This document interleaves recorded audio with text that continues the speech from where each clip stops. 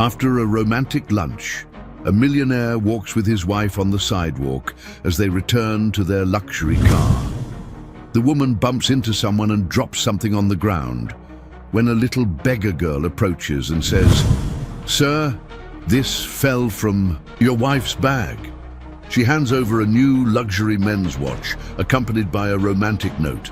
The millionaire, thinking it's a surprise gift for him, discreetly puts the watch back in his wife's bag and anxiously awaits the surprise.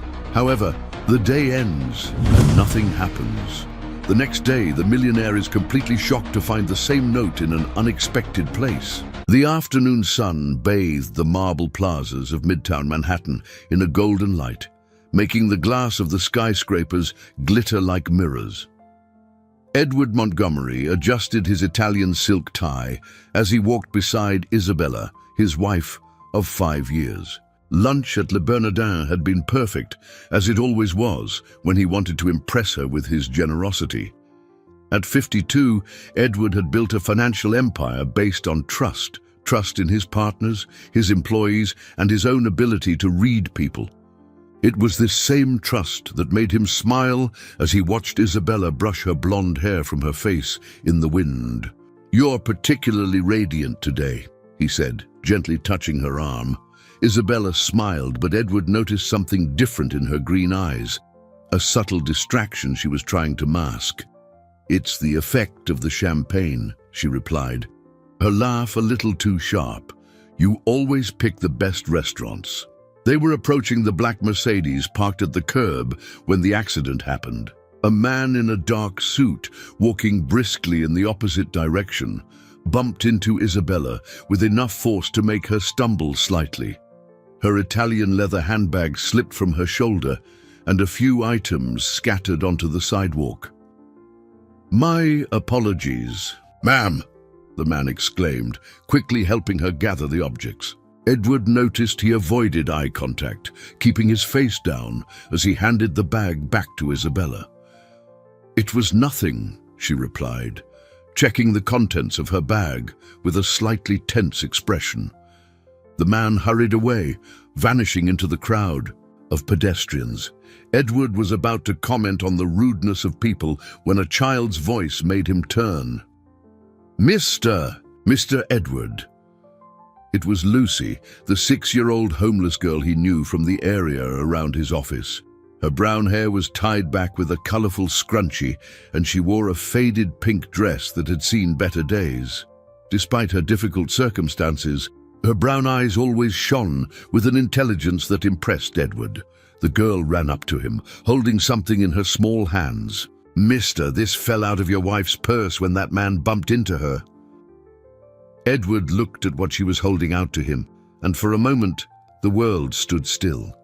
It was a navy blue velvet box with the golden logo of a famous Swiss jeweler.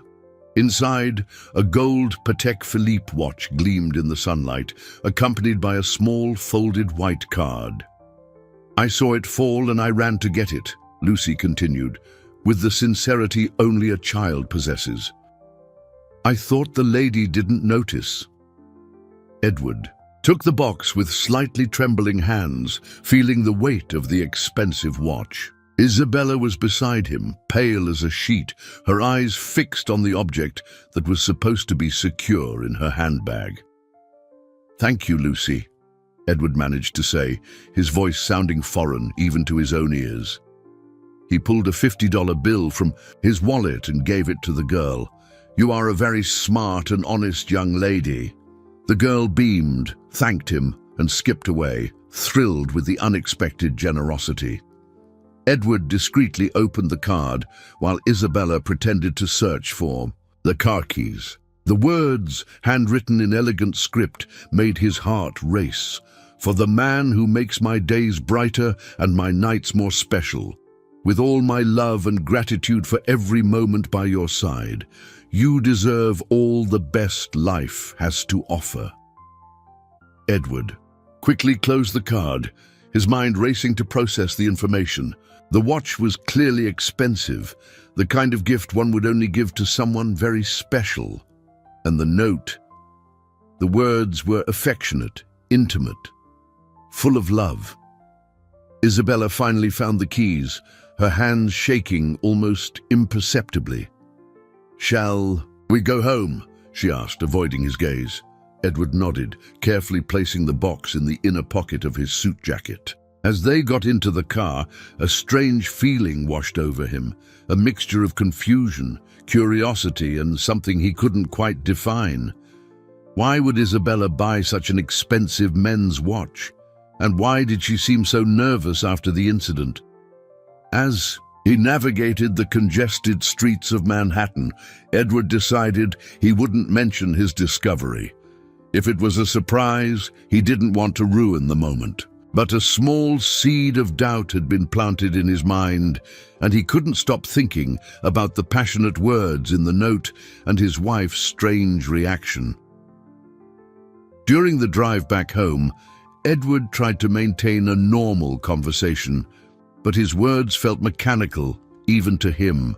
Isabella remained unusually silent, staring out the window with a distant expression he had never seen before. The heavy Manhattan traffic gave him too much time to think, and his thoughts circled obsessively around the watch in his jacket pocket.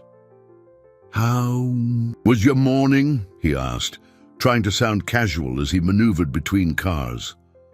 "Normal," Isabella replied quickly, then seemed to realize her answer was too short. "I went to the salon, then met Marina for coffee. You know how she is, talked my ear off about the divorce." Edward nodded, but a part of his mind automatically catalogued the information. Isabella had been mentioning Marina frequently lately, always as an alibi for her morning outings. He had known Marina for years. She was married to one of his clients, but he had never seen her as particularly close to his wife. They arrived at the gated community in Greenwich, Connecticut, just before 4 in the afternoon. The two-story house, with its impeccably manicured garden and crystal-clear pool, had always been his sanctuary. Today, however, the familiarity of the place brought no comfort.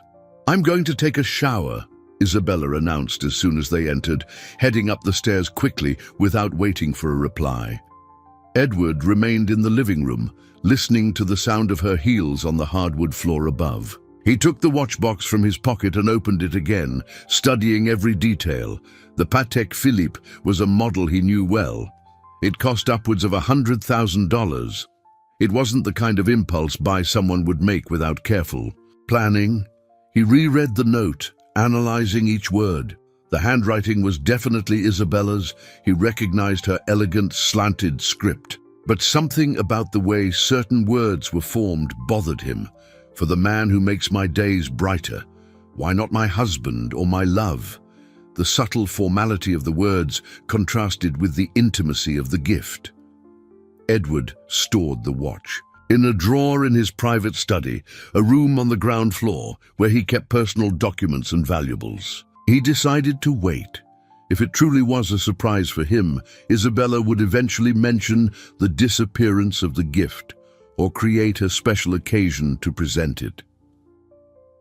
During dinner, he observed his wife discreetly. Isabella picked at her food, without appetite, answered his questions in monosyllables, and checked her phone constantly. When it buzzed for the 5th time in 10 minutes, Edward couldn't contain his curiosity. "Work?" he asked, nodding toward the phone. "Marina," Isabella replied quickly, but Edward noticed she didn't show him the screen as she usually would. "She's very anxious about her court hearing tomorrow." "I didn't know Marina had a hearing scheduled," Edward commented casually. Isabella paused for a fraction of a second, her fork halfway to her mouth. "It's a last-minute thing. Her lawyer managed to move it up." Edward nodded, but mentally he logged another inconsistency. Marina had mentioned just last week that her divorce had been stalled for months due to complications with the division of assets. After dinner, Isabella announced she was going up to read early. Edward remained in the living room, flipping through magazines without really reading them. Around 9 o'clock, he heard Isabella talking on the phone in their bedroom. Her voice was low, almost a whisper, but the tone was different, softer, more intimate than when she spoke with her friends. He walked silently up the stairs and stopped in the hallway. Through the slightly ajar door, he could catch fragments of the conversation. Can't be sure he saw. The girl came out of nowhere. I need to be more careful. A chill ran down his spine. Isabella was obviously talking about the afternoon's incident, but why would she need to be more careful? And who was on the other end of the line? The conversation ended abruptly, and he heard footsteps approaching the door. Edward hurried back down the stairs, pretending to be absorbed in a book when Isabella appeared in the living room. "I'm heading to bed," she said, kissing the top of his head, a gesture that was once affectionate, but now felt mechanical. "Good night." "Good night, love," he replied, watching her go up the stairs again. Edward stayed awake late, his mind replaying every detail of the day. The whispered phone call, the evasive answers, the nervousness after the watch was found. It was all starting to form a disturbing pattern. He thought of Lucy, the young homeless girl whose honest act had unleashed this avalanche of doubt. Tomorrow, he decided, he would find her to thank her again. Perhaps she had seen something more during the incident, something that could explain Isabella's strange behavior. Meanwhile, the watch remained locked in his drawer, an expensive gift with an uncertain recipient, accompanied by words of love that might not be for him. Edward fell asleep with the unsettling feeling that his perfect life was about to crumble, and that sunny afternoon had been just the beginning of a discovery that would change everything. Edward woke before his alarm after a night of fragmented sleep filled with confusing dreams. The morning light filtered through the linen curtains, creating soft patterns on the bedroom ceiling.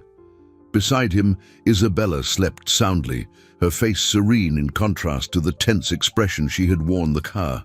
Night before, he watched her for a few minutes, trying to reconcile the image of his beloved wife with the suspicions growing in his mind. In the bathroom, as he shaved, Edward studied his own reflection. At 52, he was still in good shape, but the lines around his eyes seemed more pronounced this morning. It was the face of a man who had built his life on trust, a trust that was now being tested in an unimaginable way. He went down to the kitchen and made coffee, using the quiet moments to organize his thoughts. He decided he would look for Lucy during his lunch break, hoping the girl could clarify some details about the previous day's incident. Isabella appeared an hour later, already dressed in a stylish outfit he didn't recognize. "You're up early," she commented, pouring herself a cup of coffee. "I wanted to let you sleep," Edward replied. "You seemed tired last night." "Too much work at the Institute," Isabella said, referring to the charity work she did for a non-profit. "We're organizing next month's fundraising gala." Edward nodded, but mentally questioned when Isabella had become so dedicated to her volunteer work. In recent months, she had mentioned the Institute with increasing frequency, using it to justify absences and vague commitments. "I have to leave early today," she continued, avoiding eye contact. "We have a meeting with the main sponsors." "What time will you be back?" "Not sure. It could be late." Isabella finished her coffee quickly and grabbed her handbag, a different one from yesterday. "Don't wait up for dinner." Edward watched her leave, noting how eager she seemed to get out of the house. After hearing the sound of her car driving away, he went to his study and opened the drawer where he had stored the watch. The object was exactly as he had left it, but something made him examine it more closely. Using a magnifying glass he kept for examining documents, Edward studied the note again. The ink was dark blue, written with an expensive pen, probably the Mont Blanc he had given Isabella for their anniversary. But there was something almost imperceptible that bothered him. Tiny variations in the pressure of the script, as if the writer had been nervous or hesitant. At the office, Edward tried to focus on his work, but his mind kept wandering. He called Robert Silver, his partner and best friend of 15 years. Robert was a practical, straightforward man, someone Edward had always trusted completely. "Robert, you have a few minutes to talk?" "Of course, Edward." "Trouble?" "Not exactly. It's about Isabella." Edward hesitated, feeling ridiculous. "She's been different lately." "Different how?" "More distant. Always busy with this charity work, leaving at odd hours." Edward paused. "Something strange happened yesterday." Edward recounted the incident with the watch, omitting only the specific content of the note. Robert listened in silence, occasionally asking clarifying questions. "Edward," Robert said finally, "you're making a mountain out of a molehill. Isabella has always been sociable, always involved in charities. The watch is obviously a surprise for you." "But why was she so nervous?" "Because the surprise was ruined. Women take these things very seriously." Robert laughed. "You're acting like a jealous teenager." Edward hung up, feeling partly relieved, but also slightly frustrated. Robert was right. He was acting irrationally. Maybe it really was just a botched surprise, and Isabella was simply upset at being found out. During his lunch break, Edward walked to the square near his office, where he often saw Lucy. The girl was sitting on a bench, sharing a sandwich with a boy even younger than her. "Lucy!" he called, approaching her. The girl looked up, smiling when she recognized him. "Mr. Edward, did you come looking for me?" "I wanted to thank you again for your honesty yesterday," he said, sitting down beside them. "You're a very special girl." Lucy smiled, but Edward noticed she seemed more tense than usual. "Mister, can I ask you something?" "Of course." "Is that lady really your wife?" The question was asked with the innocent curiosity of a child, but something in Lucy's tone made Edward pay close attention. "Yes, why do you ask?" Lucy exchanged a glance with the boy beside her. "It's just, I've seen her before, lots of times." "Where?" "Around here, always with a man in a nice suit. They talk very seriously, and sometimes she gets mad." Lucy hesitated. "I thought he was her brother or something." Edward felt his stomach clench. "What does this man look like?" "Tall, dark hair, wears glasses. He drives a black car like yours, but smaller." The description echoed vaguely in Edward's mind, but he couldn't place who it might be. "When was the last time you saw them together?" "Last week. They were arguing about something and she seemed really nervous." Lucy lowered her voice conspiratorially. "Mister, do you think she's in trouble?" Edward forced a reassuring smile. "I'm sure it's nothing, Lucy. Thank you for telling me." He gave her another $50 bill and walked back to his office, his mind in turmoil. Lucy's words confirmed his worst suspicions, but also raised new, disturbing questions. Who was the mysterious man, and why was Isabella meeting him in secret? Edward returned to his office with Lucy's words echoing in his mind. The description of the mysterious man, tall, dark hair, glasses, a smaller black car, created a vague but unsettling image. He tried to concentrate on his afternoon meetings, but his productivity was crippled by a growing anxiety. Around 5 o'clock, he decided to do something he had never considered before: discreetly investigate Isabella's habits. He called the house, but there was no answer. He tried her cell phone, which went straight to voicemail. An uncomfortable feeling settled in his chest. Where exactly was his wife right now? Edward remembered that Isabella kept an iPad at home, synced with her iPhone. If she was using location or messaging apps, he might find some answers. The thought of spying on his own wife made him feel wretched, but the need to know the truth was becoming overwhelming. He arrived home at 6:30 to find the house empty, as expected. In Isabella's study, A small room on the second floor she used for her personal projects. He found the iPad.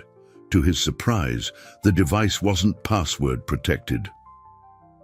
With trembling hands, Edward opened the messaging app.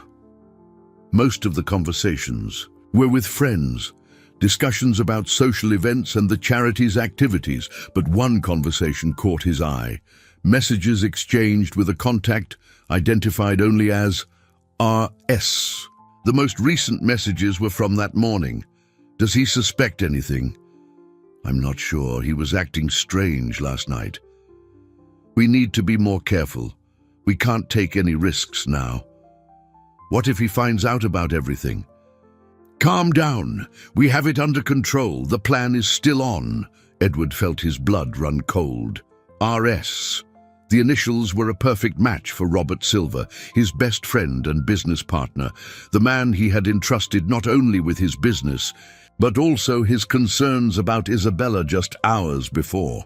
He continued reading the older messages, uncovering a series of meetings scheduled at specific times, always in discreet locations. There were references to documents, transfers, and most disturbingly, a final timeline. A message from 3 days ago made his heart stop. The gift is ready. I'll deliver it tomorrow during lunch. Are you sure he won't suspect? It's just like the ones he buys for important clients. It will seem natural. And after? Then we move on to the next phase. Edward reread the messages several times, trying to process the magnitude of the betrayal. The watch wasn't a gift for him. It was part of some elaborate plan between his wife and his best friend. But what exactly was that plan? He looked for other evidence on the iPad and found a search history that left him even more disturbed. Isabella had been researching transfer of corporate shares, power of attorney, and most alarmingly, mental competency for financial decisions. The sound of a car in the driveway made him quickly close the iPad and hurry downstairs. Isabella came in through the back door, carrying grocery bags and looking more relaxed than she had that morning. "Hi, honey," she said, kissing him on the cheek. "I'm home earlier than I expected. The meeting ended quickly." "How did it go?" Edward asked, forcing a casual tone as he watched every expression on her face. "Productive. We confirmed 3 major sponsors for the gala." Isabella started unpacking the groceries, avoiding prolonged eye contact. "And your day?" "The usual. I spoke with Robert about a few contracts." Edward watched Isabella's reaction to Robert's name closely. For a fraction of a second, she paused in the act of putting away a bottle of wine, but she quickly recovered. "That's good. He's so dedicated to your business." During dinner, Edward studied his wife with a new perspective. Every gesture, every word, now held a different meaning. Isabella talked about the institute, her friends, plans for the weekend, all sounding perfectly normal on the surface, but laden with duplicity to someone who knew the truth. "You're quiet tonight," Isabella observed. "Just tired. It was a long day of meetings. Maybe you should delegate more to Robert. You trust him so much." The irony in her words was almost unbearable. Edward nodded, but inside he felt a mixture of rage and desolation. His wife was not only cheating on him, but doing so with the person he trusted most in the business world. After dinner, Edward locked himself in his study, trying to organize his thoughts. He needed more information before taking any drastic action.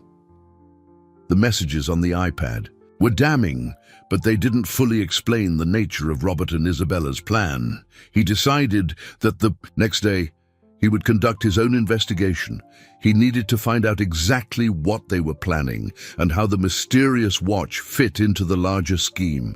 The feeling that his life was being manipulated by the people he trusted most was crushing. But Edward knew he had to maintain his composure until he understood the full extent of the betrayal. Meanwhile, upstairs he heard Isabella on the phone again, her voice low. This time, Edward didn't have the heart to go and listen.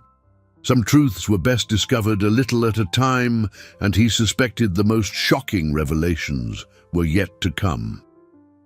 Edward spent a sleepless night, his mind obsessively working to connect the pieces of information he had uncovered.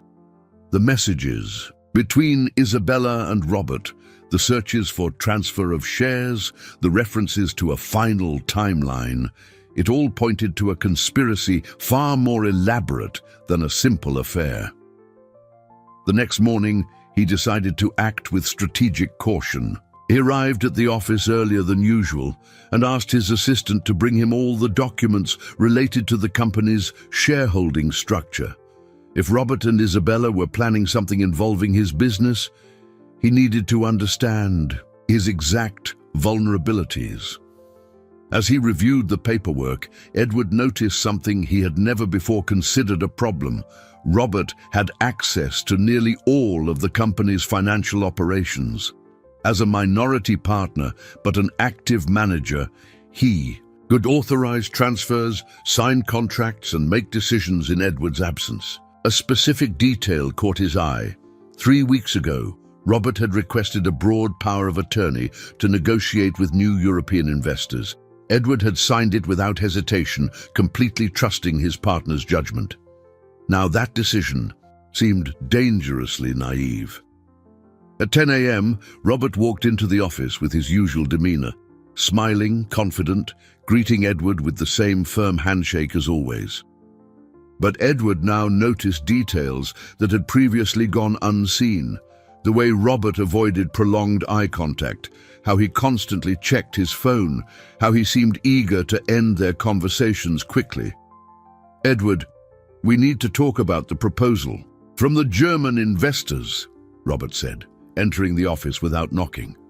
"What proposal?" "The one we discussed last week. They need an answer by tomorrow." Robert placed a folder on the desk. "It's an exceptional opportunity, 100 million euros for international expansion." Edward opened the folder and found detailed documents about a supposed German company interested in acquiring 40% of his firm. The paperwork looked professional, but something in Robert's urgent tone made him hesitate. "I don't recall us discussing this," Edward said carefully. "You've been preoccupied with personal matters. Isabella mentioned you've been stressed lately." Robert smiled, but Edward saw a subtle tension in his eyes. "So I took the initiative to do the preliminary analysis." The mention of Isabella sent a shiver down his spine. "You've been talking to my wife about my business?" "Just casually. You know how she worries about your well-being." Robert sat down, adopting a relaxed posture that contrasted with the urgency in his words. "Edward, this opportunity can't wait. If we don't decide today, they'll move on to the next candidate." Edward pretended to study the documents while his mind processed the implications. The sudden appearance of foreign investors, the pressure for a quick decision, Isabella's involvement, it all felt orchestrated, but he needed more time to fully understand the scheme. "It's a lot of money to decide on so hastily," Edward said. "I need my lawyer to review the contracts." "Your lawyer?" Robert seemed genuinely surprised. "Edward, we've worked together for 15 years. You've never questioned my analysis before." "I'm not questioning your analysis. It's basic due diligence." Robert stood up and walked to the window. "You've been acting strangely since yesterday. Is something wrong?" Edward watched him closely. "Why do you ask?" "Because you seem paranoid." "Suspicious?" Robert turned, facing him directly. "If something is bothering you, I'd rather you just tell me." The audacity of the question left Edward momentarily speechless. Robert was testing him, trying to find out how much he knew. It was a dangerous game, and Edward realized he needed to be even more careful. "I'm just being cautious," Edward replied. "The last few weeks have been intense." "Because of Isabella's strange behavior?" Edward felt a trap closing. "What strange behavior?" You told me yesterday she was being different, distant, going out a lot. Robert stepped closer. Edward, as your friend, I have to tell you something you might not want to hear. What? Isabella has been seen with other men, in restaurants, cafes, always very intimate, very close. Edward forced an expression of shock, but inside he felt a mixture of rage and admiration for Robert's nerve. He was trying to manipulate the situation, to make Edward believe the betrayal was Isabella's alone. Who told you this? Several people. Clients of ours, acquaintances. They didn't want to tell me, but they thought I should know to protect you. Protect me how? Robert hesitated for a moment, as if making a difficult decision. Edward, you know Isabella has access to your personal accounts, right? If she's involved with someone else, you could be at financial risk. The irony was staggering. Robert was warning him about financial risks while apparently masterminding his own fraud. It was an elaborate play, but Edward was beginning to see through the performance.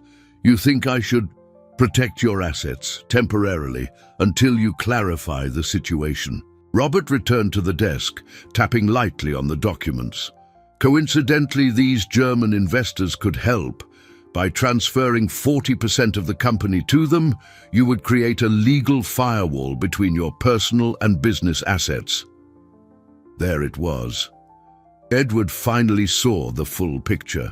Robert was using Isabella's supposed infidelity to convince him to transfer control of his company to investors who probably didn't even exist. It was a sophisticated con, planned for months, perhaps years. I need to think about all this, Edward said, keeping his voice neutral. Of course, but remember, time is of the essence. Robert collected the documents. The Germans expect an answer by tomorrow morning. After Robert left, Edward remained seated, feeling the full weight of the betrayal. His best friend and his wife were not just betraying him. They were trying to destroy him financially, meticulously, and ruthlessly. The discovery was both devastating and clarifying. Now he knew what he was up against. The question was, how could he protect himself without alerting the conspirators that he had discovered their plan? Edward left the office in the middle of the afternoon, claiming he felt unwell. He needed time to process everything he'd discovered and, more importantly, to develop a counter-strategy. Robert had planted the seed of urgency. The supposed German investors were expecting an answer by morning. It was a calculated pressure designed to keep Edward from thinking clearly. On his way home, he stopped at the square where he often saw Lucy. The girl was there as always, but this time, she seemed agitated. When she saw him approaching, she ran to him with a worried expression. "Mr. Edward, I'm so glad you came." "What happened, Lucy?" "Some men were here looking for me. They asked about you and your wife." The girl looked around nervously. "They told me not to tell anyone what I saw." A chill ran down Edward's spine. "What men? What did they look like?" "One was tall with glasses, just like the one I told you is with your wife. The other was shorter, very serious." Lucy lowered her voice. "They gave me money and said I could get in trouble if I kept talking too much." "Did they hurt you?" "No, but they scared me." "The man with the glasses said he knows you, that you're friends." Lucy hesitated. "Mister, are you in danger?" Edward knelt to the girl's level, placing his hands gently on her shoulders. "Lucy, you are very brave and very smart. I need you to promise me something. If those men come back, you hide, okay? And if anyone asks about me, you say you don't know me well." "But why?"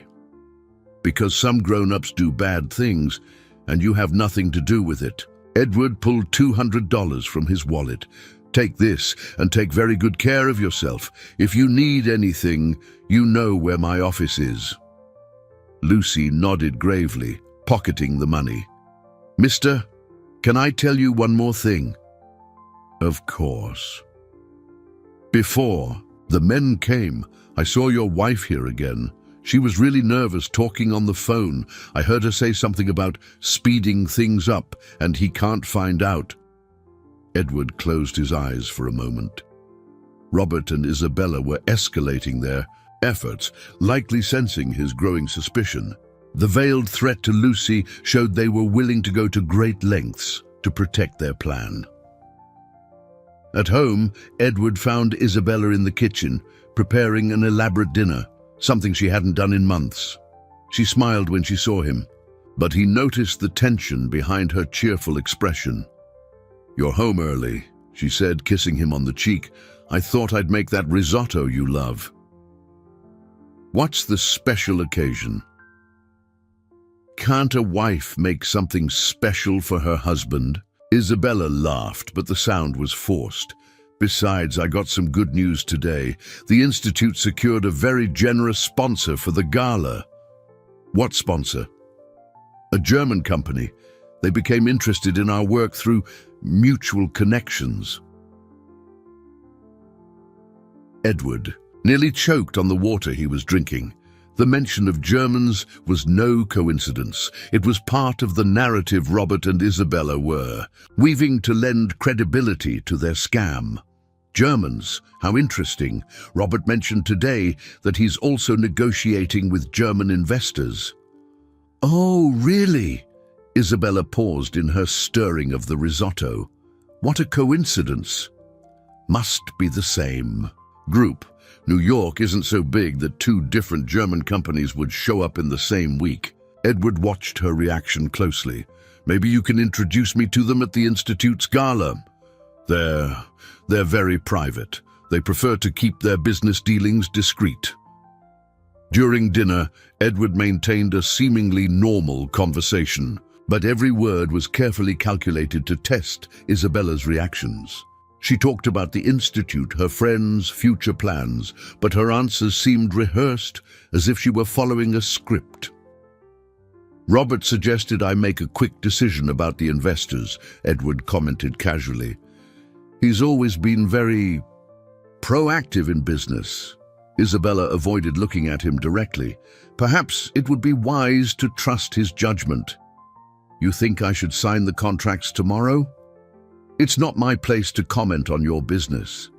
The answer was too quick, too automatic.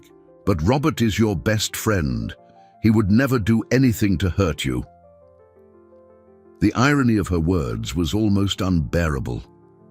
Edward nodded, feigning agreement, but inside he felt a mixture of sadness and determination.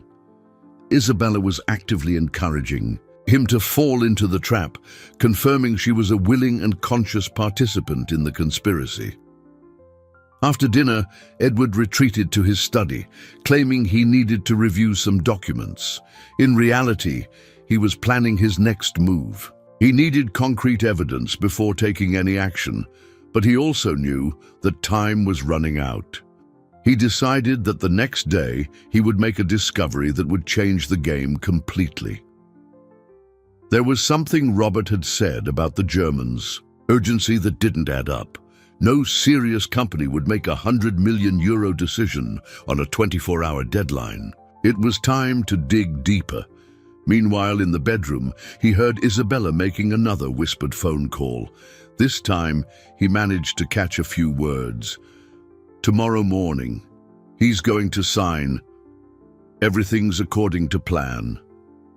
Edward clenched his fists, feeling a controlled rage build in his chest. They were celebrating prematurely, assuming he was too naive to notice the manipulation. It was time to show them they were gravely underestimating his intelligence. The night promised to be a long one.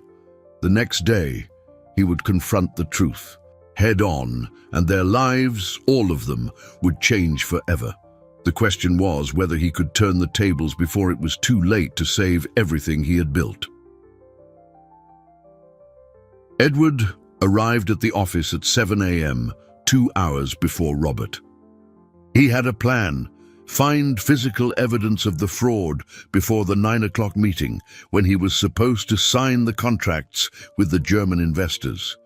His assistant hadn't arrived yet, giving him full access to the files without raising suspicion. He started in Robert's office, something he hadn't done in 15 years of partnership. Their mutual trust had always made cross-checking unnecessary. Now, that same trust seemed to have been his greatest vulnerability. Robert's desk was impeccably organized, as always, but Edward knew his friend well. He was too meticulous to leave obvious evidence in plain sight.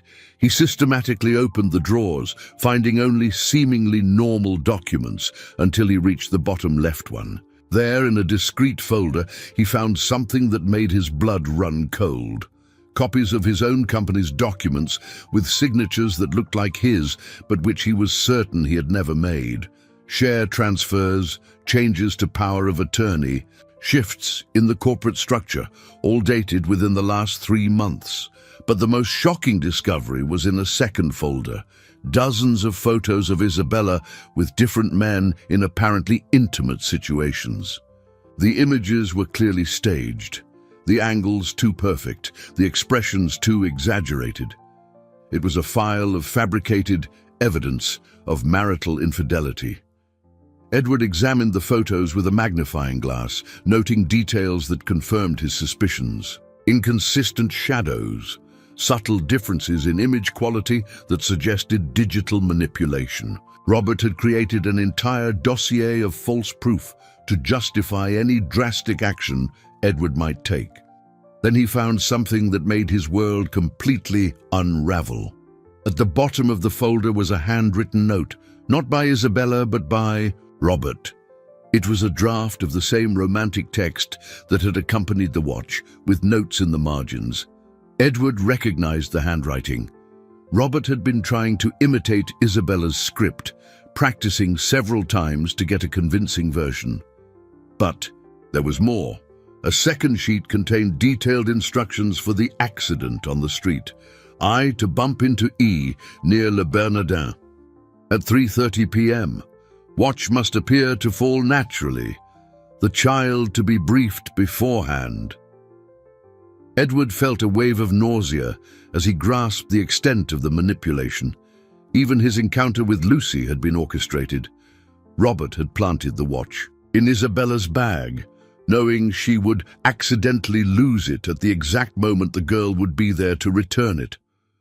He continued reading the documents, discovering increasingly disturbing details. Robert had studied his habits, his routes, his schedules. He knew his emotional vulnerabilities and had crafted a plan to exploit them systematically. One note in particular made him tremble. E trusts people too much. Always rationalizes suspicious situations. Use this against him. The sound of footsteps in the hallway snapped him to attention. Quickly, Edward photographed the most critical documents with his phone and put everything back exactly as he had found it. When Robert entered the office, Edward was sitting at his own desk, pretending to review contracts. "Morning, Edward. Ready for the meeting with the Germans?" "Almost," Edward replied, forcing a normal tone. "Just finishing up some details." Robert approached, placing a new folder on the desk. "Great! They just confirmed. They'll be here at 9 sharp." Edward opened the folder, finding finalized versions of the contracts he had seen the day before. But now, knowing the truth, he could clearly see the legal traps hidden in the seemingly professional text. "Robert," he said carefully, "can I ask you a personal question?" "Of course. Do you think Isabella truly loves me?" Robert hesitated for a fraction of a second, a pause that confirmed all of Edward's suspicions. "Why do you ask?" "Lately, I've felt like something is different between us." "Edward, you're being paranoid. Isabella is a model wife." Robert sat down, adopting the posture of a sympathetic advisor. "Maybe you're projecting your own insecurities onto the relationship." "Maybe," Edward agreed, "but what if I'm right? What if she's cheating on me?" "Then you do what any smart man would do, protect your assets and move on." Robert leaned forward. That's exactly why these contracts are perfect. Even if there are personal problems, your business will be secure. Robert's audacity was stunning. He was using the very betrayal he had orchestrated as justification for Edward to sign documents that would financially ruin him. And what if I found out the betrayal was more complicated than it seems? What do you mean? Edward watched him closely. What if I found out someone I trust was involved? Robert maintained a neutral expression, but Edward noticed an almost imperceptible tension in his facial muscles. Edward, you're speaking very vaguely. If you have a specific suspicion, why don't you just tell me? Because, Edward said slowly, sometimes the people we love the most are the ones who can hurt us the most. The silence that followed was heavy with meaning. Robert knew Edward was testing him, but he couldn't be sure how much he had truly discovered. The Germans will be here in 30 minutes, Robert said, finally, changing the subject. Are you going to sign? Edward looked at the contracts, then at the man he had considered his best friend for 15 years. The decision he made in the next few minutes would determine not only his financial future, but also how he would deal with the deepest betrayal he had ever experienced. I'll sign, Edward said. But first, I want to make a call. Robert smiled, clearly relieved. Of course, to your lawyer. No, Edward replied, picking up the phone. To my wife. I want her to be here to witness this important moment in my life. Robert's expression shifted subtly. He hadn't expected Isabella to be present for the signing. It was a variable that wasn't in his plan. Edward dialed the number, watching Robert closely as the phone rang. The game had completely changed, and now it was his turn to set the rules. Isabella arrived at the office 20 minutes later, wearing a chic outfit Edward didn't recognize. Her demeanor was studiously casual, but he could see the anxiety behind her forced smile. Robert greeted her with a kiss on the cheek that lasted a fraction of a second too long to be appropriate. What a lovely surprise, Isabella said, sitting beside Edward. Robert told me about the German investors. What an exciting opportunity. I thought you'd want to witness this moment, Edward replied, discreetly watching the exchange of glances between her and Robert. After all, if something goes wrong, you'll be affected too. Nothing will go wrong, Robert said quickly. Everything has been very well planned. Edward smiled inwardly. Robert had just made an unconscious confession. Planned for how long? A few months, since we made first contact with the German company. At 9 o'clock sharp, two men entered the room. One was tall and thin with a vaguely European accent, introducing himself as Klaus Weber. The other, shorter and stockier, identified himself as Hans Müller. Both wore expensive suits and carried genuine leather briefcases. Edward greeted them cordially, but his experience in international business quickly detected inconsistencies. Klaus's German accent was imprecise, mixing inflections from different regions. Hans's English was too flawless for someone supposedly new from Germany. Mr. Montgomery, Klaus said, we are very enthusiastic about this partnership. Our firm, Bavarian Industries, sees great potential in the American market. Tell me more about Bavarian Industries, Edward requested. What exactly is your focus in Europe? Klaus and Hans exchanged a nearly imperceptible glance before Klaus replied, primarily financial technology and investments in emerging markets. Edward nodded, but mentally noted the answer was too vague for a company supposedly investing $100 million. Real German businessmen would be far more specific about their operations. And had you met Robert before this opportunity? Not directly, Hans answered. We were introduced through mutual contacts in New York. How interesting. My wife mentioned yesterday that her charity also recently secured a German sponsor. Perhaps you know each other. The ensuing silence was telling. Klaus and Hans looked at Robert, who in turn looked at Isabella. It was a non-verbal chain of communication that confirmed they were all coordinating their stories. It's possible, Klaus said finally. The German community in New York isn't very large. Edward decided to tighten the net. Klaus, what is your educational background exactly? I've always been interested in German business schools. The University of Munich, Business and Economics. Ah, Ludwig Maximilians Universität, an excellent institution. I studied there for a semester during my MBA. Edward was lying, but he wanted to test Klaus's reaction. Do you remember Professor Hoffmann? He taught international economics. Klaus hesitated visibly. Yes, of course. A very respected professor. Edward smiled. There was no Professor Hoffmann at the University of Munich. He had invented the name. Klaus had just confirmed he was an imposter. Well, let's get to the contracts, Robert said, clearly anxious to end the questioning. Edward picked up the documents, pretending to read them carefully for the first time. In reality, he was buying time to decide how to proceed. He knew Klaus and Hans were hired actors, that Robert had forged the entire situation, and that Isabella was complicit in everything. Before I sign, Edward said, I'd like to do a routine check. You don't mind if I call the German embassy to confirm the registration of Bavarian Industries, do you? The panic in Robert's eyes was almost comical. Edward, that's unnecessary. We're all here. We have all the documentation. It's just business protocol, Edward insisted, picking up his phone. It will only take a few minutes. Actually, Klaus said, standing up abruptly, we just remembered we have another engagement. Perhaps it's best we postpone the signing until tomorrow. What a shame, Edward said, also rising. I was so excited to finalize it today. Klaus and Hans left quickly, mumbling excuses about urgent appointments. Edward watched them go, noting they lacked the formal posture typical of European executives.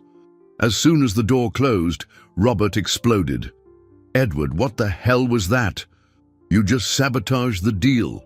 Sabotaged? I just asked a few basic business questions. You intimidated them with all that talk about embassies and background checks. Robert, Edward said calmly, don't you find it odd that serious investors would flee at the mere mention of a routine check? Isabella stood up, clearly nervous. Maybe they're just private. German businessmen can be very formal.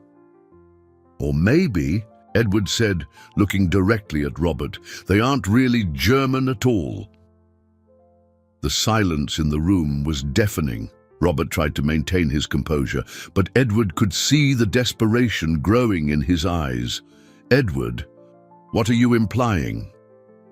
I'm implying that Klaus Weber never studied in Munich, because the Professor Hoffmann he claims to know doesn't exist.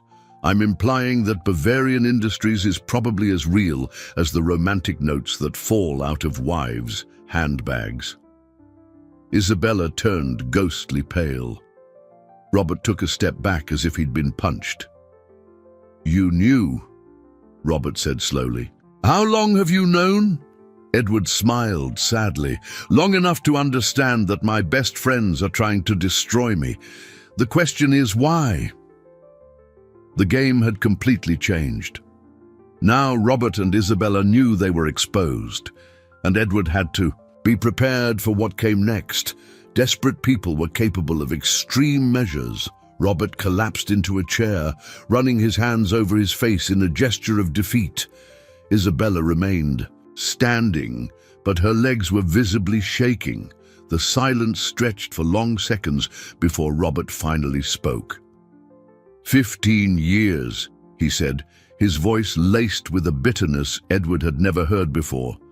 15 years of being your junior partner, watching you make all the big decisions, take all the credit, while I did the heavy lifting. Robert, I always treated you as an equal. Equal. Robert laughed bitterly.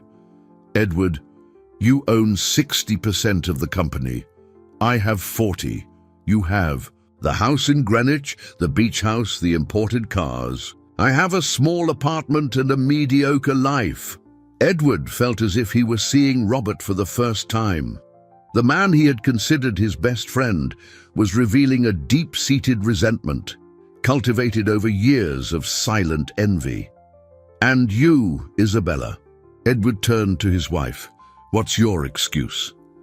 Isabella finally found her voice, but when she spoke there was no trace of the sweet woman he had known. Do you really want to know the truth, Edward? Desperately. The truth is I married you for your money, and Robert offered me something better. Her voice was cold, calculating. He promised me half of everything we could take from you. The words hit Edward like physical blows. You knew each other before I met you? For 7 years, Isabella replied. Robert hired me to get close to you. I was a failed actress. I needed the money. The plan was for me to marry you. Wait. A few years so it wouldn't seem obvious, and then, she shrugged, divorce you for half of your assets. But then you realized you could take it all, Edward finished for her. The company is worth far more than your personal assets, Robert said. And you were always so trusting, so willing to believe in people. It was too easy. Edward stood and walked to the window. The view of Manhattan stretched out before him, the city where he had built his empire, where he believed he had found true love, and where he had discovered it was all an elaborate illusion. The watch, he said without turning around. You forged the note. You orchestrated the whole accident. The girl was a stroke of genius, Robert admitted. I knew you'd feel compelled to secretly return the watch so you wouldn't spoil the surprise. When you did, Isabella would act confused about where it was. And the gift, creating the perfect suspicion.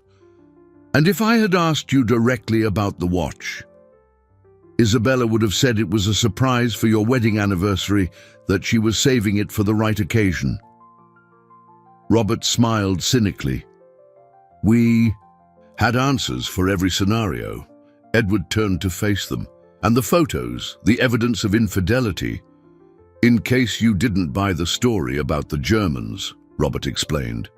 If you refused to transfer the shares voluntarily, we would have used the photos to suggest Isabella was cheating and preparing for a ruinous divorce. You would have transferred the company to protect yourself.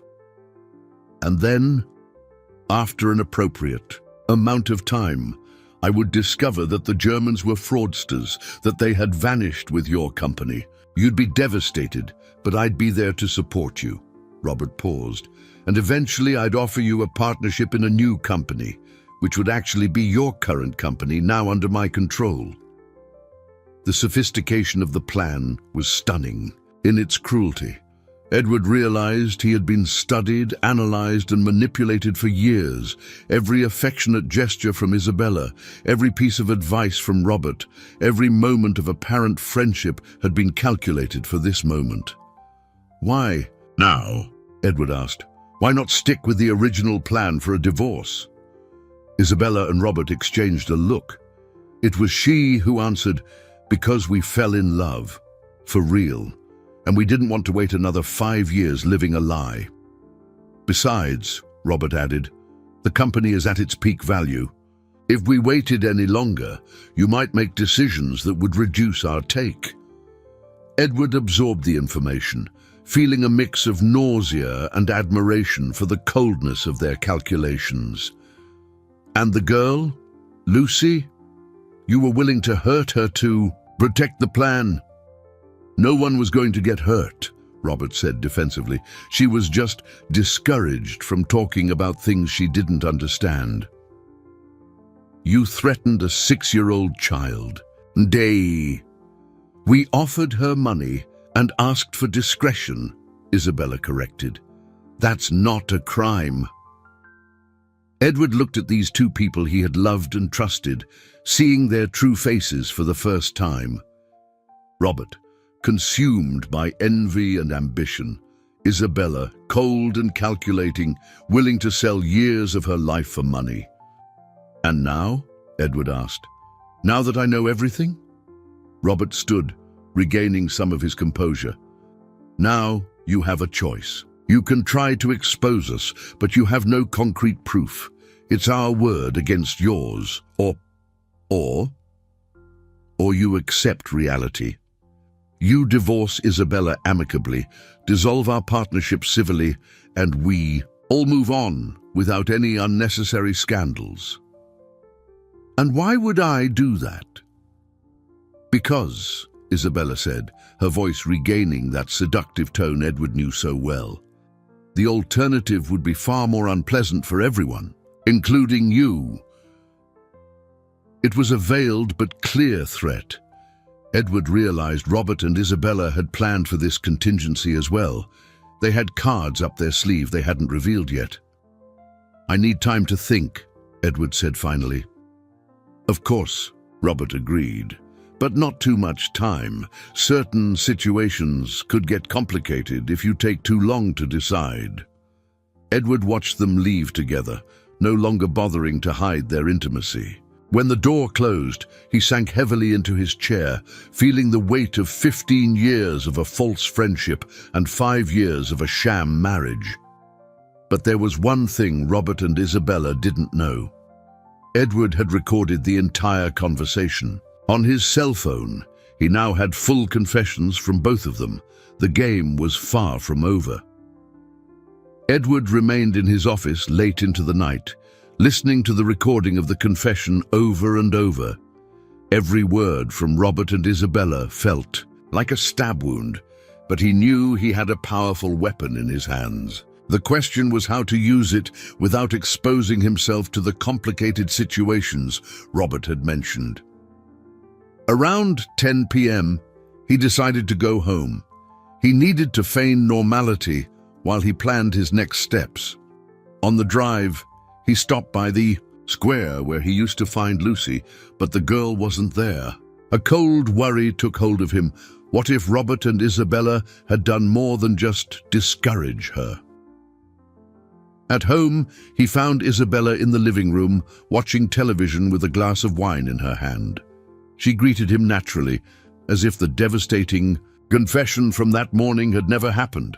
"How was the rest of your day?" she asked, her voice laced with false concern.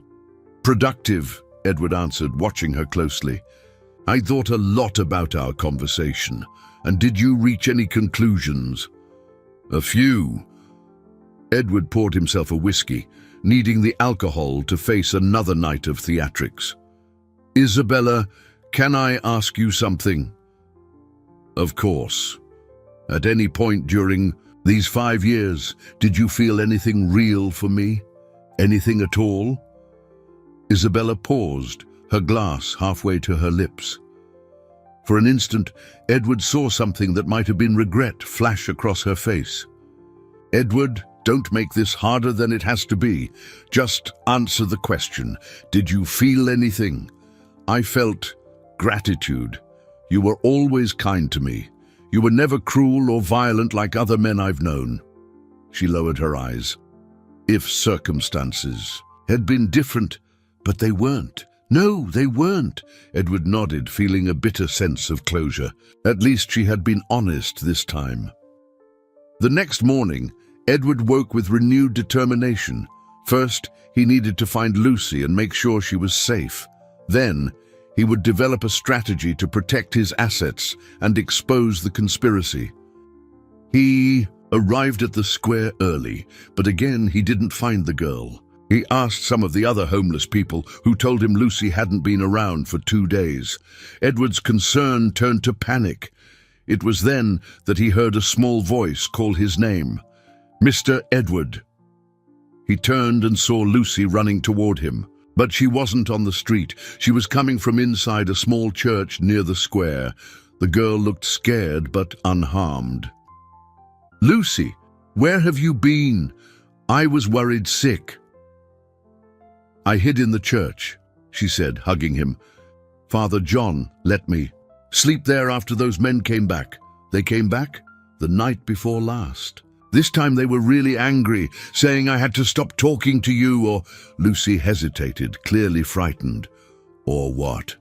Or something bad would happen to me." Tears began to well up in the girl's eyes. "Mister, I'm scared." Edward knelt beside her, a protective rage building in his chest. "Lucy, you've been so brave, but now I need you to be even braver." "How? Will you help me prove that these men are bad people?" Lucy nodded gravely. "Did they hurt you?" "Not yet, but they've hurt other people, and they might hurt more if we don't stop them." Edward carefully explained what he needed. Lucy was an exceptionally intelligent child and quickly grasped the situation without being frightened by the darker details. "Do you have a phone that can record, mister?" "I do. Why?" "Because I know where they meet. I saw them talking near the bank yesterday, thinking I wasn't watching." Lucy smiled with determination. "I can get real close without them seeing. I'm small and I know how to hide." Edward hesitated. The thought of putting a child at risk terrified him, but he also recognized that Lucy had her own reasons for wanting to help. Robert and Isabella had threatened her, making her a victim of their greed. "It's dangerous, Lucy." "Mister, I've lived on the streets for 2 years. I know what real danger looks like." She looked at him with eyes that seemed far too old for her age. "They scared me, but bad people always try to scare the ones who can tell the truth about them." The girl's wisdom impressed him. "What if they see you?" "They won't. I know all the hiding spots around here." Lucy paused. "Besides, you're the only person who's ever been nice to me without wanting something.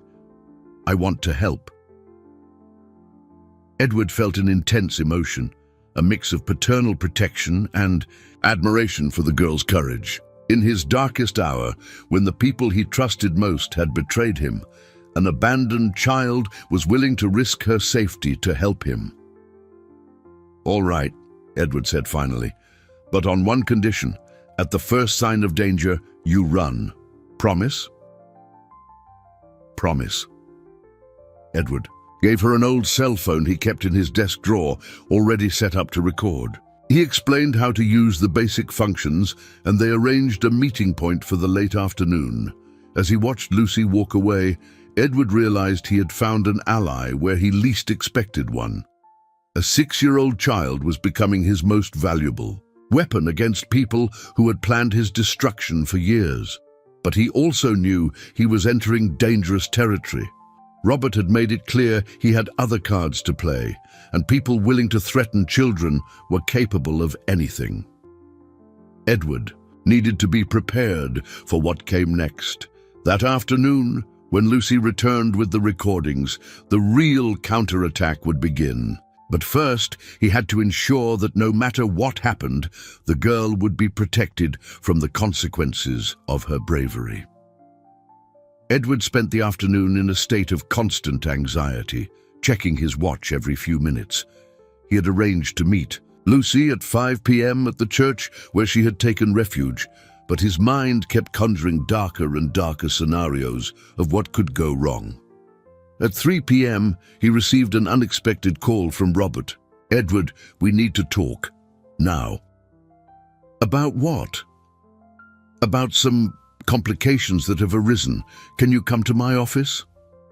Edward hesitated. "What kind of complications?" "It's better we discuss this in person.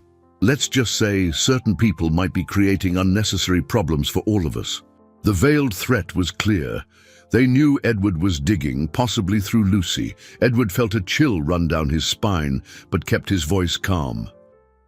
"I'll be there in 20 minutes.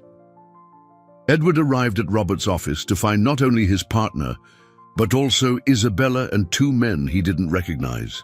One of them was the Klaus Weber from the German charade. The other was a heavy-set man with an intimidating presence. "Edward," Robert said, gesturing to a chair. "Sit down. We have some issues to resolve." "What issues?" Robert walked to the window, looking down at the street. "You've been talking to certain people about our business, people who shouldn't be involved." "I don't know what you're talking about." "A street kid, very young, very curious." Robert turned, his eyes as cold as ice. "She's been asking questions, watching places. She shouldn't be." Edward forced a look of confusion. "Robert, what the hell are you talking about?" "Edward," Isabella intervened, "we know you gave the girl money and a cell phone. Our friends saw you with her this morning."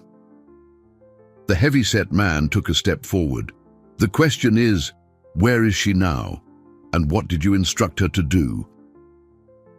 Edward realized he was in an extremely dangerous situation.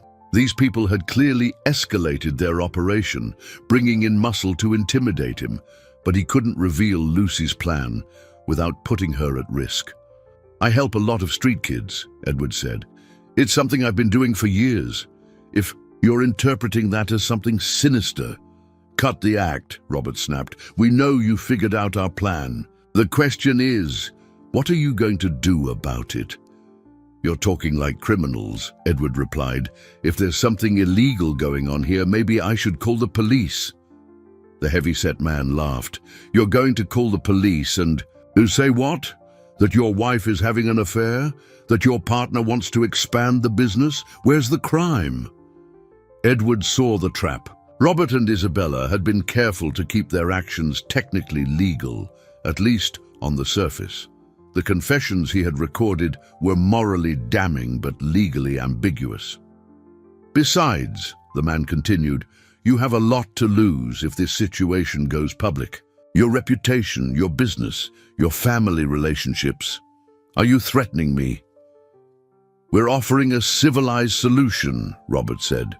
"You sign the voluntary share transfer papers, we give you fair compensation, and we all go on with our lives without any scandals." "And if I refuse?" Robert and Isabella exchanged a look. It was she who answered, "Edward, you've always been an intelligent person. I'm sure you'll make the right decision." At that moment, Edward's cell phone vibrated. A text from a number he didn't recognize. "Mister, I got it. Heading to the church. See you there in 10 mins." Edward masked his relief. Lucy had recorded whatever it was, and she was safe. Now he needed to get out of there without raising suspicion. "Need time to consider your proposal," Edward said, standing up. "How much time?" the heavy-set man asked. "Until tomorrow morning." "Too long," Robert said. "You have until 6 o'clock tonight." Edward glanced at the clock. It was 4:40. "That's less than an hour." "Enough time for a simple decision," Isabella replied. "Yes or no?" Edward realized they were accelerating everything because they knew he had discovered the plan. They probably feared he would have time to take protective measures if he had a longer deadline. "Fine," Edward agreed. "At 6, I'll give you my answer." Edward left the office, feeling their threatening gazes on his back.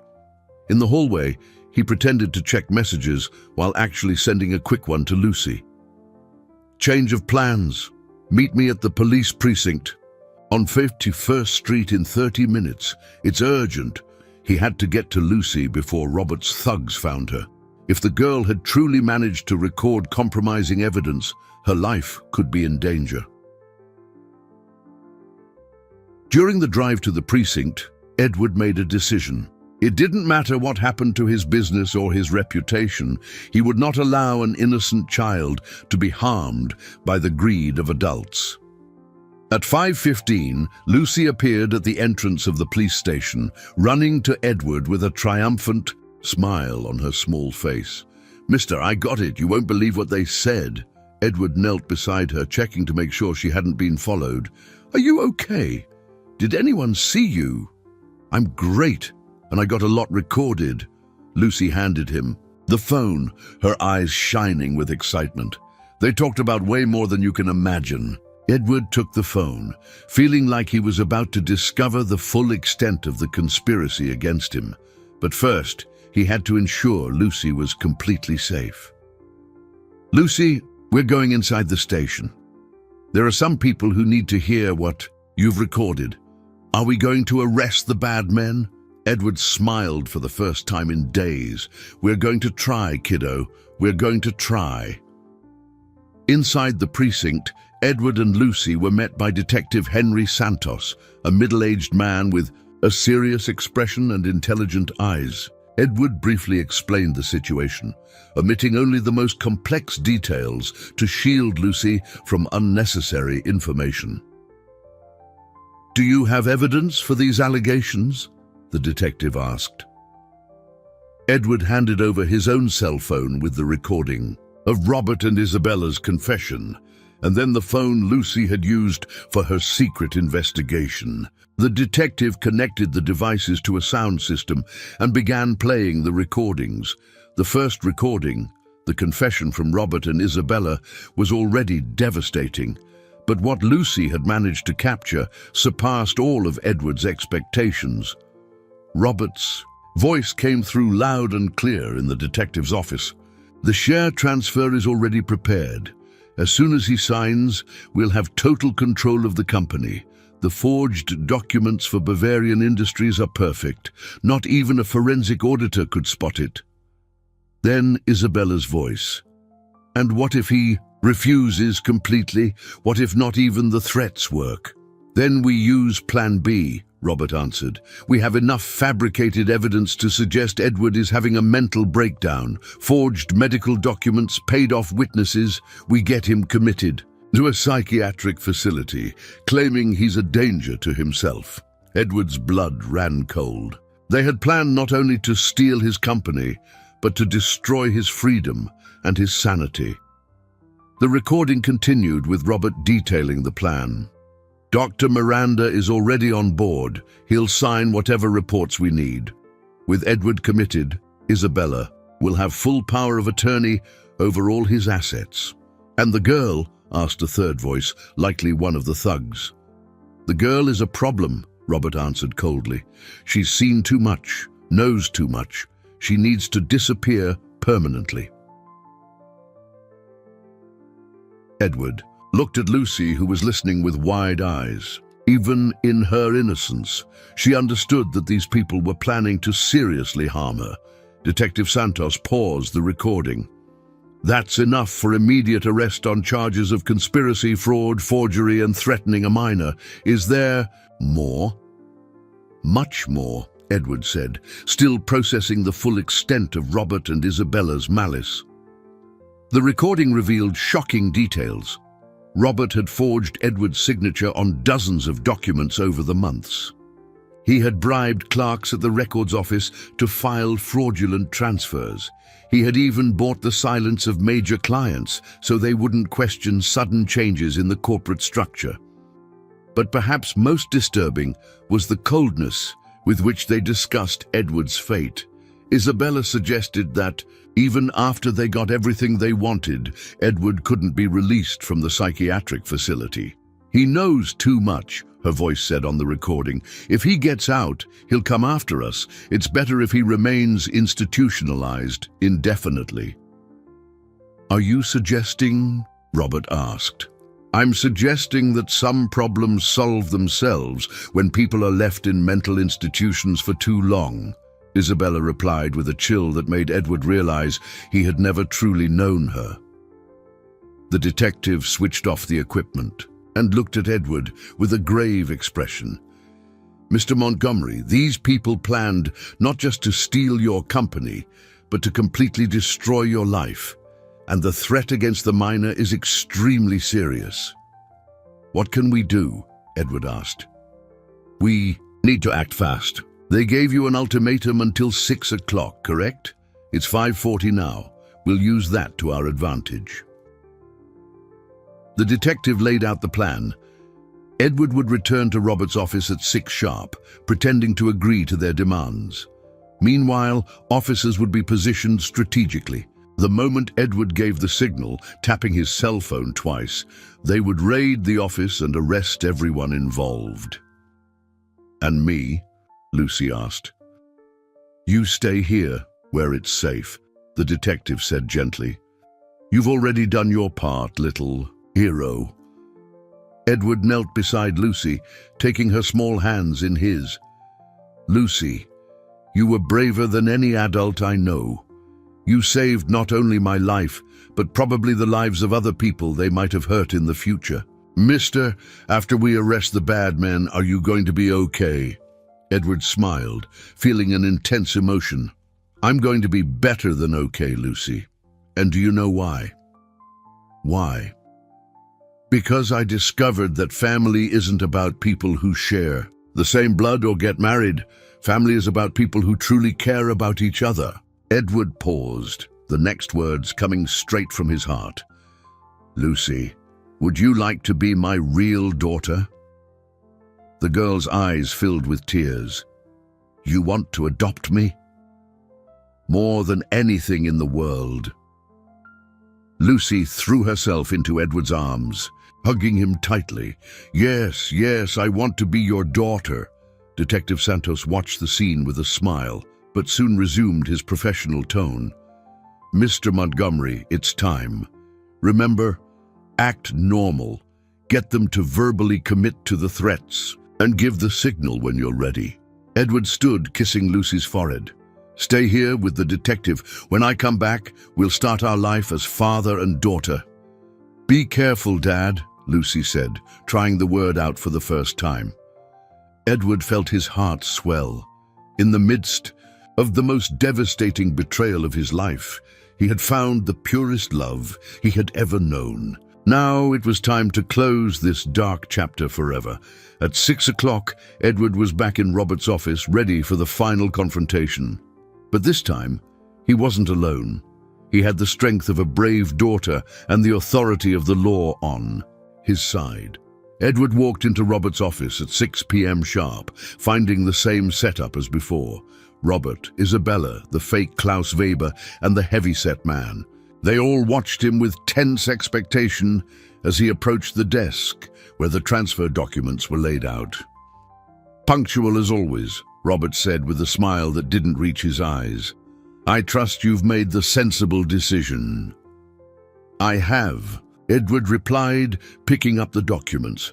"But before I sign, I'd like to clarify a few points."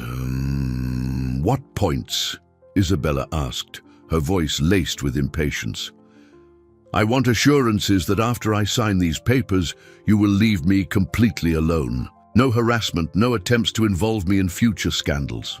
Robert laughed. "Edward, after you sign, we'll have no further interest in you.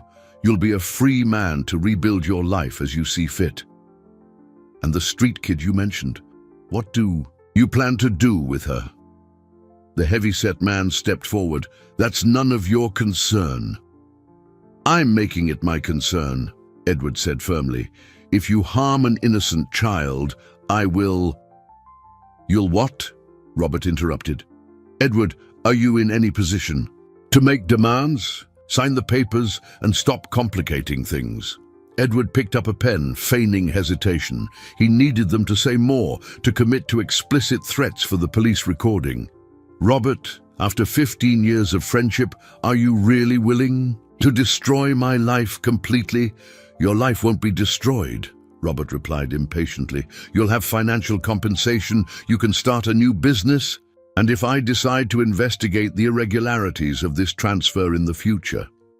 Robert and Isabella exchanged a look. It was she who answered, "Edward, if you become a persistent problem, we might have to question your mental stability." "What do you mean?" "Well," Robert said, stepping closer, "a man who makes paranoid claims about conspiracies, who accuses his own wife and best friend without evidence, who sees problems where none exist, that man might need professional help. Are you suggesting you'd have me committed?" "I'm suggesting that people with persecutory delusions sometimes require specialized care," Robert answered coldly.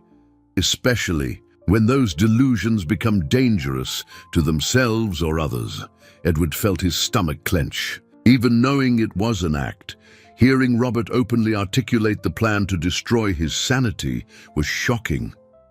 And how long would this treatment last? As long as it takes, Isabella said. Some patients never fully recover from severe psychotic episodes.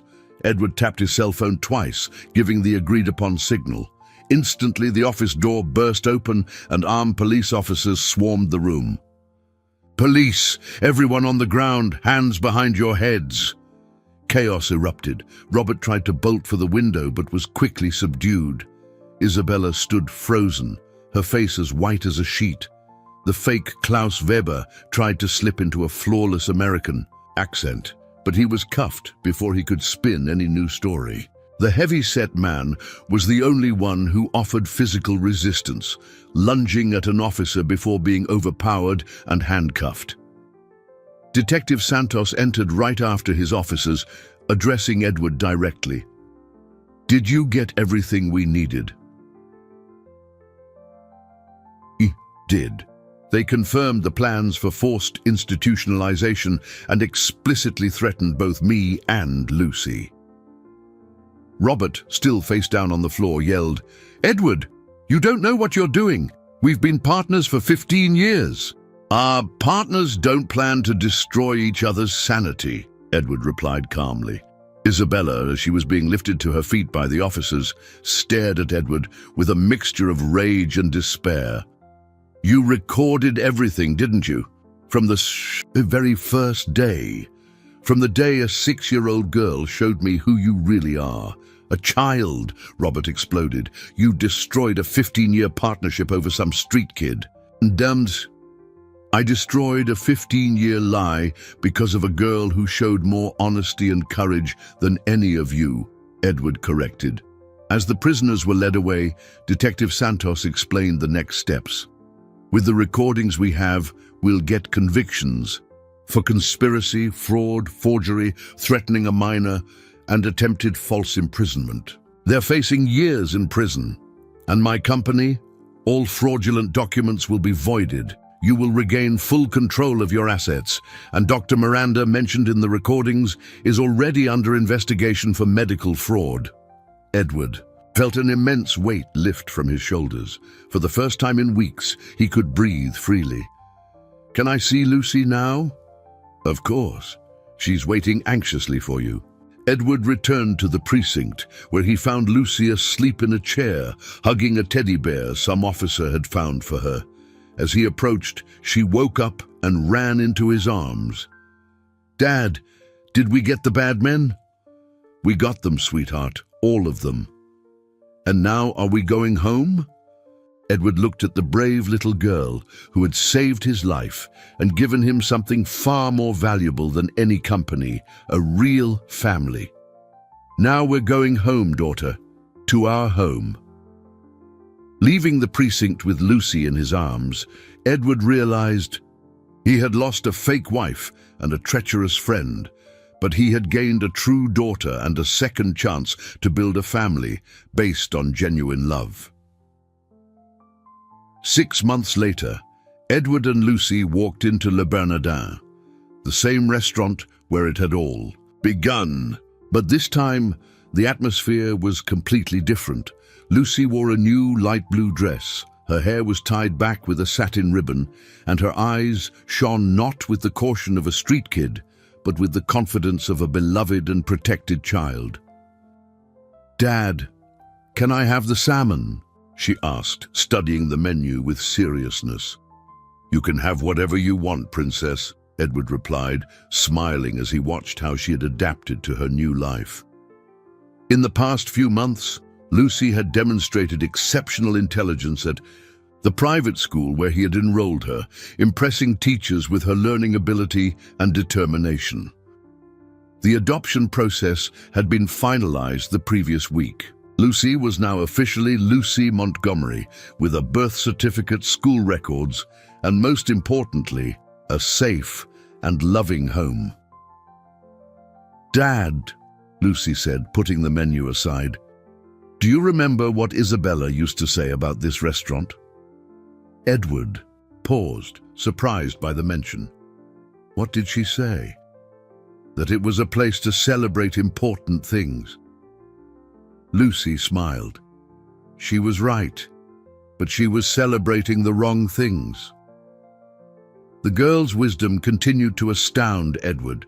Now 7, Lucy had developed a perception of human relationships that many adults never achieve. The waiter approached, the same one who had served them on that fateful afternoon 6 months ago. He recognized Edward and smiled warmly. "Mr. Montgomery, it's a pleasure to see you again, and this must be the daughter we've heard so much about." "Yes," Edward said with obvious pride. "This is Lucy, my daughter." After they ordered, Edward looked around the restaurant, recalling how he had felt that afternoon when he discovered the watch in Isabella's handbag. It felt like a lifetime ago. "What are you thinking about?" Lucy asked, noticing his distant expression. "I was thinking about how much life can change in a matter of weeks.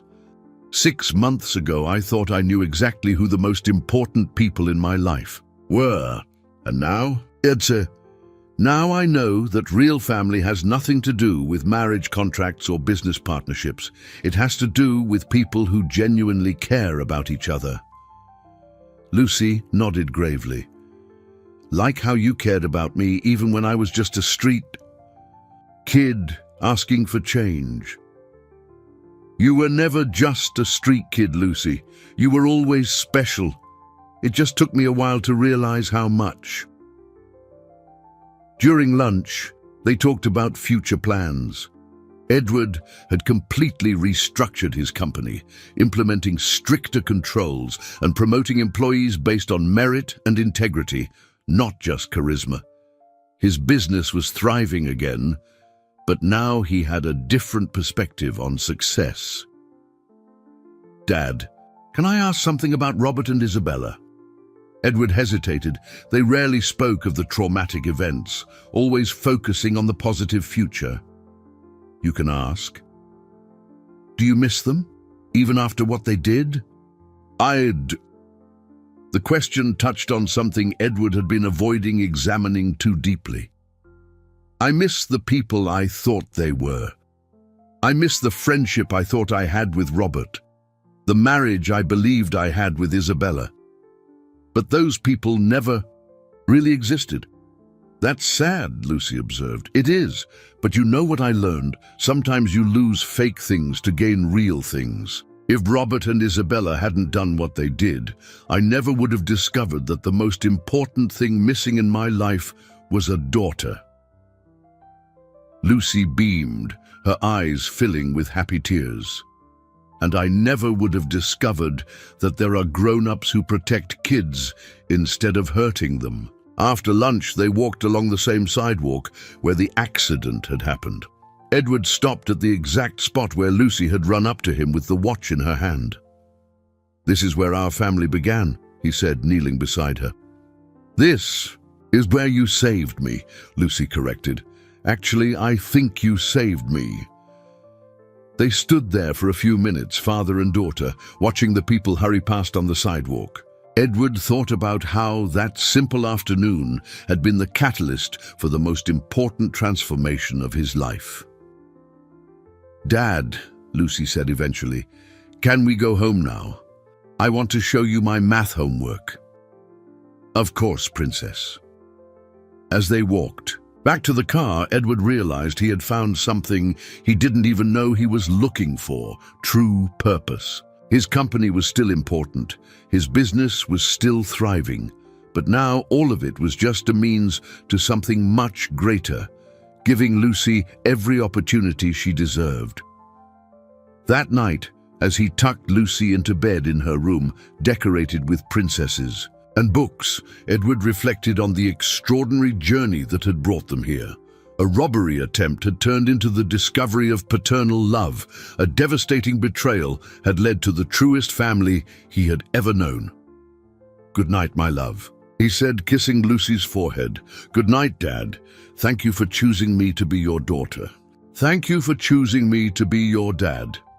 Edward went downstairs in his house, which now truly felt like a home, knowing he had found something more valuable than any luxury watch or bank account. He had found the unconditional love and genuine loyalty of a brave child who taught him that true wealth lies in the bonds we build, on trust, protection, and mutual care.